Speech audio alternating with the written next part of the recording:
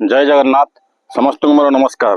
रस अहम अपसु प्रभास्मि शशि सूर्य प्रणव सर्वदेवसु शब्दखे पौरस नुसु। यार अर्थ होची माने भगवत गीतार गोटे श्लोकटी एटा श्रीकृष्ण अर्जुन को कहउछन्ति, हे कुंती पुत्र मु जलर रस बा स्वाद अटे, सूर्य चंद्रर आलोक बा प्रकाश अटे, मु देव मंत्रर पवित्र अक्षर ओम अटे एवं मु ब्रह्मांडीय नाद बा आकाशर शब्द अटे एवं प्रत्येक मनुष्यर सामर्थ्य अटे। जय जगन्नाथ। जय जगन्नाथ। समस्त को नमस्कार।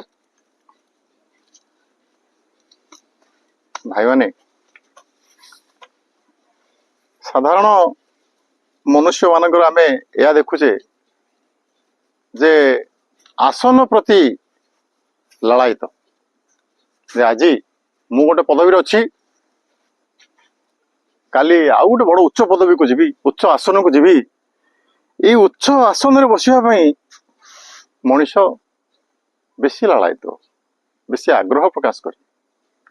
तार एक दृष्टांत आमे को प्राचीन जुगरु रही से विषय जदि आमे जानिबा बुझी परिबा जे को आसन प्रकृति रे हमर दरकार। बहु वर्ष पूर्वे जने राजा थिले, तांको ना उत्तानपाद। उत्तानपाद तांकर दुई गोटी स्त्री थिले, दुईटा नारी। जनक ना बड़ रानी ना है सुरुचि, सुरुचि आ सान रानी ना है सुनीति। सुनीति गोटे पुओ थिला ध्रुव, आउ सुरुचि गोटे पुओ थिला उत्तम। बड़ रानी पुओ ध्रुव, सान रानी पुओ उत्तम। दिने कौन है ना सान राणी पाखरे बसिचंती राजा उत्तानपादंकर। सेपटे सान राणी पुओ उत्तम भी बसीची राजा कोल रे। कारण राजा सान राणी को अत्यंत भल पाउतिले। ध्रुव कोठी थिला दौड़ी आसिकी बापा कोल रे बसिया चेष्टा कला।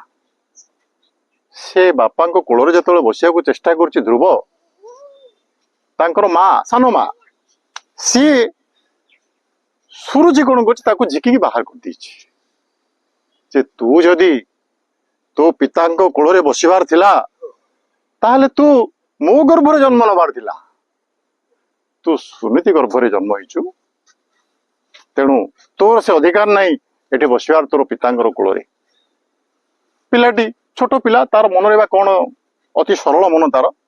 सी जहाँ बुझिला जेतले तो झिकी बाहर करछि तार साबत माँ, तार आउ गोटे माँ सी सुरुचि हठात कौन होइछि से दौड़ी दौड़ी कांदी कांदी कांदी कांदी जाउछि तार निज माँ पाखको सुनीति पाखको। सुनीता को धरदेले, पचारे तू कांदिबार कारण कौन? सब कथा पिलाटी कहला। कहला परे ये गोटे कथा गिरे पुओ ध्रुव, ये गोटे कथा पितांकर कोल गोटे आसन। तोर जो आसन रे बसिया पाई योग्य तू से आसन खोजे। से दिनठू से छोट बालक ध्रुव जानिया पाई चेष्टा कला जे इमिति कौन आसन अछि जो आसन रे बसिले मते केबे की बाधा दे परिवनी, केबे कौन से असुविधा नहीं, आउ सी शाश्वत आउ नित्य चैतन्य से आसन भितरे थिबो। सेठू से गला खोजिया पाई से आसन कोठी अछि। जंगल भितरे छोट पिला ध्रुव तपस्या बसिला। हठात जने ऋषि आविर्भाव हेले एवं से कहिले जे विष्णु जो पाखरे जो आसन अछि सेठी तू जदि बसिबू सी होची प्रकृष्ट आसन। पिलाटी बसिला, तपस्या कला, ଅନେକ ବିଷଧର ସର୍ପ ମାନେ ତା ପାଖକୁ ଆସିଲେ, ଅସୁର ରାକ୍ଷସ ମାନେ ତାକୁ ବାଧା ସୃଷ୍ଟି କଲେ, ହିଂସ୍ର ଜନ୍ତୁ ମାନେ ବଣ ଆସିକି ତାକୁ ଥ୍ରେଟନିଂ ଦେଲେ।